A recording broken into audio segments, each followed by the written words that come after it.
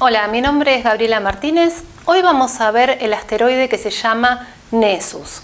Antes de comenzar, quiero que te fijes el símbolo de Nessus porque tiene algo en común con el símbolo de otros asteroides como Pholus y Quirón. El símbolo tiene aquí debajo como una especie de llave. Esta llave es la que justamente nos permite el acceso a cierta información de la carta. Por ejemplo, en el caso de Nessus, tiene una órbita que se ubica entre la de Saturno y la de Plutón. Y nos va a justamente, es una órbita elíptica, es decir, de forma ovalada. Por eso, por momentos se sale, atraviesa la órbita de Urano y la de Neptuno y llega hasta la de Plutón. Es el que nos va a permitir el acceso a Plutón. Con respecto a Pholus, la órbita se encuentra entre Saturno y Neptuno, por lo tanto también nos va a permitir el acceso a Neptuno. Lo mismo que Quirón, cuya órbita se encuentra entre Saturno y Urano, por lo tanto nos va a permitir el acceso a este último. Dicho esto, vamos a comenzar con Nessus. Primero vamos a ver la parte astronómica y quiero que tengas muy en cuenta esta información que te voy a dar, que es Nessus fue descubierto en el año 1993, por lo tanto, en cuanto a lo astrológico, se encuentra en investigación. Incluso en astronomía también está aún en investigación. Es muy nuevo desde su descubrimiento hasta ahora, por lo tanto, toda la información que vas a ver aquí y otra información que vayas a encontrar en otros sitios, tómala como, bueno, por ahora estamos investigando, ¿sí? No podemos decir que es categóricamente y exactamente esto y no hay más que esto. ¿Bien? Es un cuerpo menor, Nessus, dentro de lo que se llama el grupo de los centauros. Hay muchos centauros dentro de la astronomía y se lo llama centauro porque este era un ser mitológico. De la parte, digamos, del cuerpo para arriba era un hombre y la parte para abajo era un caballo. Y este cuerpo astronómicamente es por momentos asteroide, por momentos cometa. Tiene, como te decía, una órbita elíptica, ¿sí? Y en algunos signos va a estar muchísimo más tiempo que en otros. Alrededor del Sol, dar una vuelta completa le va a llevar 122 años. Y el signo que se encuentra más alejado del Sol, es decir, en el afelio, es el signo de Aries. Y en el perihelio está el signo de Libra. Y fíjate que aquí te puse cuánto tiempo va a estar en cada signo. En Aries está 26,31 años, es decir, bastante tiempo. Por lo tanto, Nessus por signo, es generacional, porque todas las personas que nacieron en ese periodo tienen a Nessus en Aries. Y por ejemplo, en Libra está 2,98 años, casi 3 años nada más.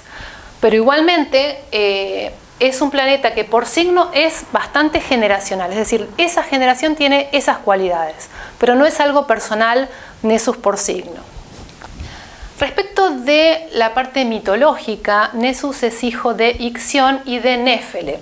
Ixión era un humano que era malvado, pervertido, lujurioso y muy mala gente, ¿sí? Y Néfele es una ninfa de las nubes que fue creada para probar la sinceridad de Ixión. Y evidentemente comprobó que no era para nada sincero. Ellos tuvieron a los centauros. Dentro de los centauros que tuvieron, uno fue Nessus. Los personajes que intervienen en el mito son Hércules, Deyanira, esposa de Hércules, y Neso, que es el centauro Nessus. ¿Qué es lo que sucedió? En un determinado momento viajan Hércules con su esposa y tienen que atravesar un río, que justamente en ese momento estaba bastante crecido, por lo tanto para Deyanira iba a ser difícil cruzarlo. En esos lugares estaba el centauro Neso, que se ofreció, les dijo que él era el barquero, fue designado por los dioses por su honestidad, y que él iba a cruzar a Deyanira a cambio de una pequeña retribución para que ella no se mojara. Hércules aceptó, le pagó y comenzó a nadar. Él iba a cruzar a nado. ¿Pero qué hizo Neso? Justamente toma a Deyanira en brazos, pero corre en dirección contraria. En un momento la arroja al suelo e intenta violarla. Pero ¿qué pasa? Deyanira comienza a gritar y Hércules se da cuenta de la situación. Por lo tanto, saca una flecha, le pone el veneno de la hidra, que es un ser mitológico que había matado en uno de sus trabajos, le dispara a Neso a 1 kilómetro de distancia y le clava una flecha en el pecho. En ese momento Neso cae herido y comienza a agonizar. Mientras Hércules se acercaba, Neso le dice a Deyanira: toma un poco de mi sangre y del semen que se ha derramado, le pones aceite de oliva, lo guardás en un tarro y cuando necesites lo vas a untar sobre la ropa de Hércules y de esa forma no vas a temer más sus infidelidades. Deyanira hizo lo que le decía Nessus y Hércules, mientras se acercaba, ella hizo todo esto, guardó el frasco y no le dijo ni una palabra a su esposo. Bien, Nessus muere en ese momento y Deyanira continúa viaje con Hércules. ¿Qué pasa? Van pasando los años, Hércules siempre tenía amantes y Deyanira ya estaba resignada a que esto era parte de su vida conyugal. Pero en un momento, Hércules toma a una amante como su esposa, o como una especie de concubina, y pretende llevarla a vivir a su casa junto con Deyanira. Y esto ya le pareció demasiado. Entonces Deyanira, que ya habían pasado unos años de esta situación con Nessus, y ya no era joven, temiendo justamente perder el amor de su esposo, lo que hace es recordar justamente este talismán de Nessus y lo coloca en una camisa que le va a enviar a Hércules. Bien, hace un paquete, lo envuelve bien y lo envía con un mensajero. En un momento ella ve que los restos de lo que había dejado de esta poción en el suelo comienzan a arder y a producir una espuma rojiza, corrosiva, y en ese momento se da cuenta que Nessus la había engañado, pero ya era demasiado tarde. Esa camisa ya estaba en camino a Hércules, que se la estaba poniendo y que en un momento siente que el cuerpo le empieza a arder, trata de quitársela, pero la piel se le arranca, entonces se tira al río y le ardía mucho más. Se dio cuenta que iba a morir.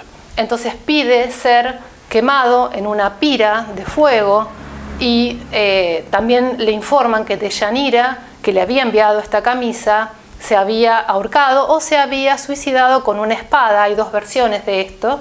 Entonces él se da cuenta que ella realmente no era culpable, no sabía lo que había hecho. Bueno, Hércules muere, Deyanira se suicidó y Nessus había muerto con el flechazo que le disparó Hércules. Es decir, los tres han muerto. Pero Hércules era mitad humano y mitad dios, era un semidios. Por lo tanto, lo que murió de Hércules es la parte humana y la parte divina se fue con los dioses del Olimpo. Ahora, lo que tenemos desde el punto de vista de la mitología es un centauro que pretende estar con una humana por la fuerza y una humana que ella anhelaba un matrimonio común, pero ella estaba no con un hombre, sino con un semidios. Fíjate que aquí hay diferencias de estrato. Son relaciones que se pretenden tener por la fuerza, por lo menos Nessus pretendía tener por la fuerza a Deyanira y Deyanira pretendía forzar una situación que no era la que ella estaba viviendo, pero pretendía forzarla y también salió mal. Así que con esta información ahora vamos a ver la parte astrológica. En la parte astrológica vamos a ver el significado de Nessus en la carta natal, vamos a ver también momentos de resolución y por supuesto también cómo encontrarlo en la carta natal y Nessus en la sinastría. Así que es bastante completo el artículo de hoy. Voy a borrar y continuamos con todo eso. Ahora vamos a ver la parte astrológica. Primero, cómo ubicarlo en tu carta natal. Vamos a ir al programa de astro.com y te voy a indicar cómo ubicarlo. Es muy sencillo. Voy a compartir pantalla para mostrarte exactamente cómo se hace. Vamos a comenzar. Ingresamos a la página de astro.com. Vamos donde dice, puede ser en el menú hamburguesa, donde dice horóscopos gratuitos, dibujos, cálculos y datos, y extensa selección de cartas, o directamente extensa selección de cartas si lo tenemos como primera pantalla.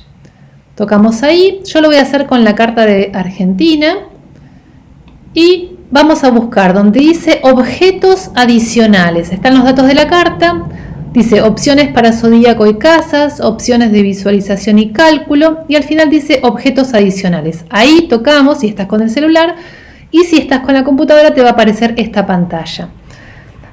Vas a buscar aquí debajo donde dice Nessus. Clicas ahí y ya está. Pones mostrar la carta y te va a aparecer, aquí tenemos Nessus. Por ejemplo, para la Argentina, Nessus está en la casa 7 en el signo de Aries. Y aquí debajo lo vas a ver también como asteroide 7066 en la parte de los datos de la carta. Y eso es todo. Así que pone esos datos nada más y allí te aparece. Ahora continuamos con lo que es la interpretación. Desde la astrología, Nessus es la llave, como te decía, a Plutón. Y Plutón es un planeta que tiene que ver con el poder. Digamos que la parte más importante para resolver Plutón, sobre todo cuando Plutón es fuerte en la carta natal, y hay temáticas de poder, nada mejor que ir a través de Nessus, que se va a expresar sobre todo en el vínculo de pareja. ¿Por qué especialmente en el vínculo de pareja? Porque es donde más se nota esta disparidad. Porque en la pareja, acordate que la pareja está relacionada a lo que es la casa 7 o Libra, entonces ahí tenemos un 50 y 50, ahí tiene que haber un equilibrio. Y cuando hay uno de los dos que está ejerciendo un poder sobre el otro, se nota muchísimo. ¿Por qué? Porque en otros vínculos, por ejemplo, en los vínculos entre un jefe y un empleado, entre un padre y un hijo, es lógico que alguien tenga más poder que otro. Pero en la pareja, incluso astrológicamente, debiera haber un equilibrio. Por lo tanto, es un vínculo donde se nota muchísimo y donde se lo puede trabajar justamente el propio Plutón y el propio Nessus. Como te decía, es la llave a Plutón. Lo que se ve es que hay un fuerte deseo allí relacionado a Nessus en la carta, porque el otro tiene algo de lo que carezco y es una relación basada en el poder. Fíjate que Nessus era un centauro, por lo tanto, de ninguna manera podía estar con una humana. Y Deyanira era una humana, no tenía relación de igualdad con Hércules, que era un semidios. Allí había ya situaciones de un desequilibrio, de un estrato, de una cuestión natural. ¿Bien? Había un vínculo incorrecto entre los tres ya, directamente. Y Plutón siempre refiere al poder. Y vamos a ver cuando Plutón está fragmentado, es decir, Plutón es una cierta energía. Cuando está fragmentado, vamos a ver un sometedor y un sometido. Es la unidad fragmentada. Y siempre aparece la unidad, es decir, no aparece una sola de estas partes. Si, por ejemplo, vos sos la persona que somete, supongamos, siempre hay un sometido. Pero además, no solo eso, si sometés a alguien también te está sometiendo a vos. ¿Por qué? Porque la unidad siempre se mantiene constante. Entonces, tal vez sometas, es decir, o tengas el poder en una cierta relación, pero en otra vas a ser quien tiene que obedecer y alguien está ejerciendo poder, aunque no sea una relación de pareja. Tal vez vos estás ejerciendo un poder sobre tu pareja y tu jefe está ejerciendo un poder incorrecto sobre vos. Es decir, la unidad siempre se va a mantener constante. O por ejemplo, te quejas de que tu pareja está ejerciendo poder, sin embargo vos estás ejerciendo un poder sobre otro. ¿Por qué? Porque esta unidad siempre se va a mantener constante. Si está el sometedor, va a estar el sometido, sí o sí. Y si una persona está actuando de esta forma, evidentemente consigo misma va a estar el otro lado. Fíjate que en el mito también pasa. Por ejemplo, Nessus es sometedor de Deyanira. Sin embargo, Hércules lo sometió.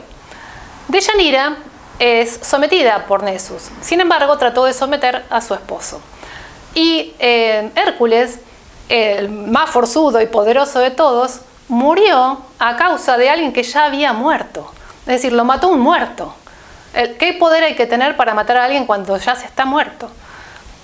Fíjate que siempre están estas dos cuestiones. Por lo tanto, la resolución es el autodominio, que es donde la unidad está junta, unida, no está fragmentada. ¿Y qué es el autodominio? Es, no voy a hacer lo incorrecto, no solo porque no se debe hacer, sino porque también me perjudica a mí. Esto de, por ejemplo, en el caso de Nessus, es, no voy a incumplir mi promesa de trasladar a Deyanira por el río. No tengo que incumplir esa promesa. Es decir, freno mis deseos por hacer lo correcto.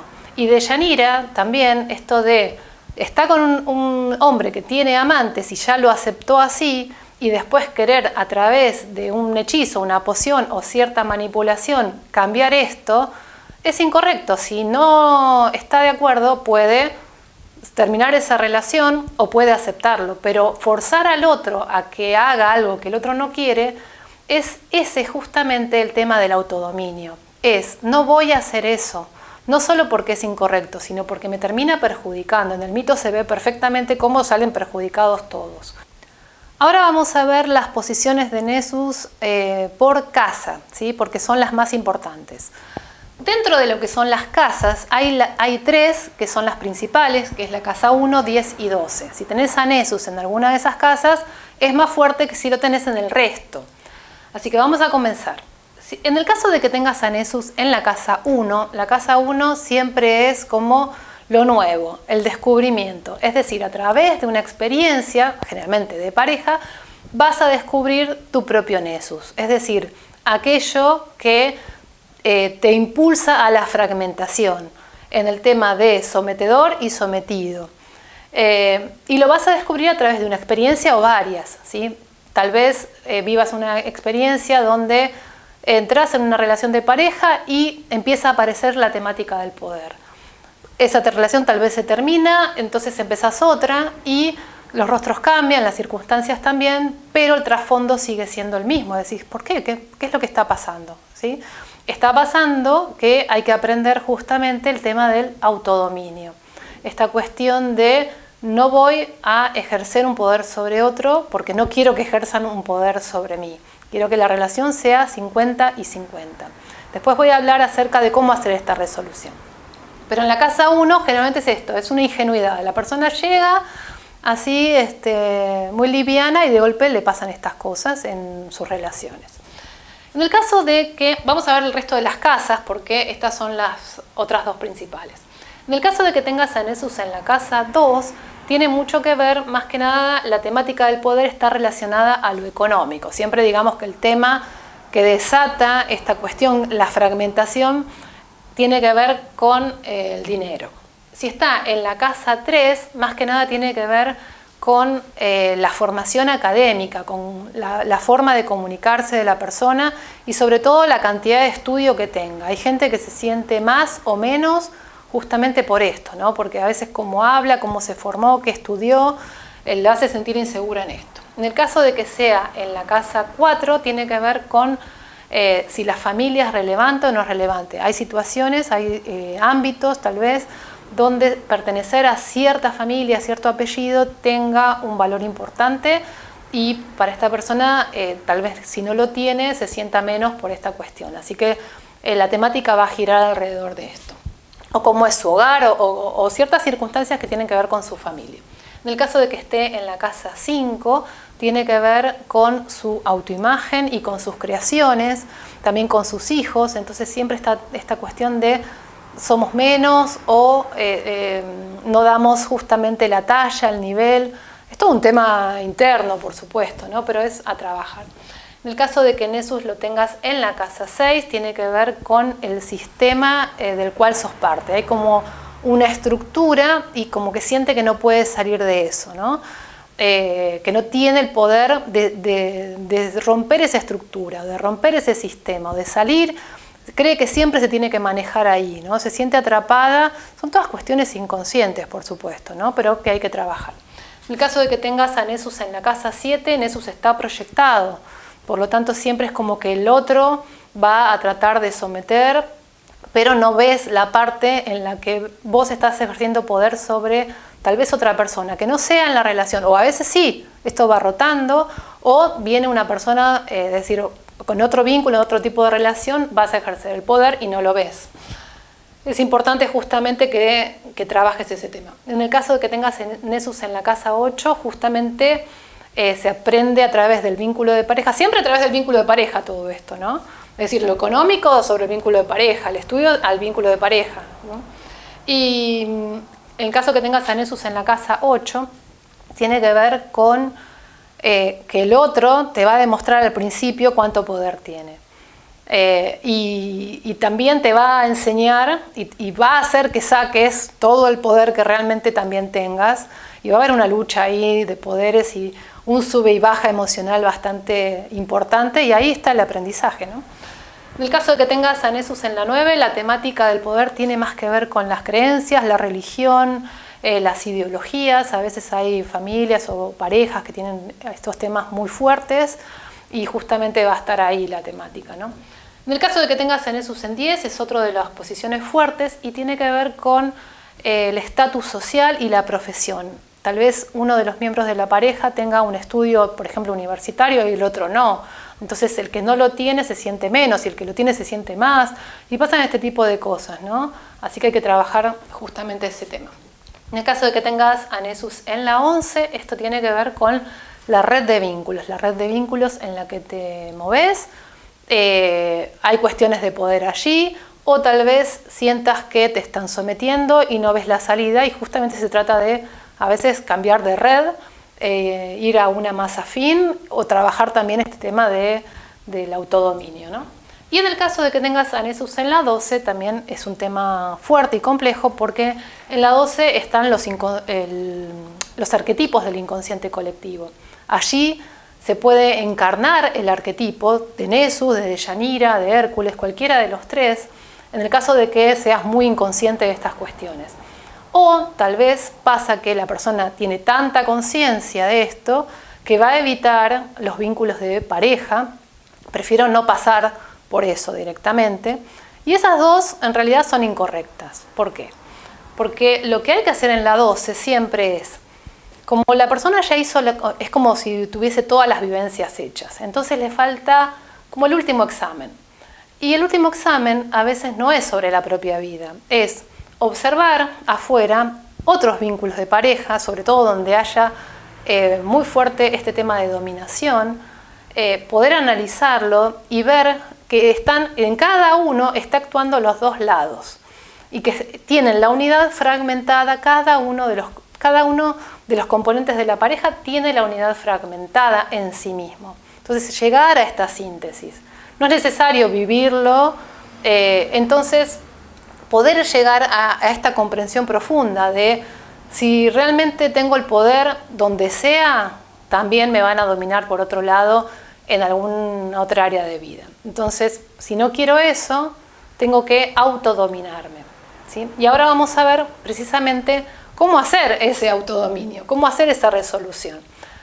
Hay uno de los videos anteriores que habla del stellium, que los stellium se trabajan en los momentos tranquilos. Y Nessus no se trabaja en los momentos tranquilos, se trabaja en los momentos de alta tensión emocional. ¿Por qué? Porque es ahí donde realmente uno puede demostrar el autodominio.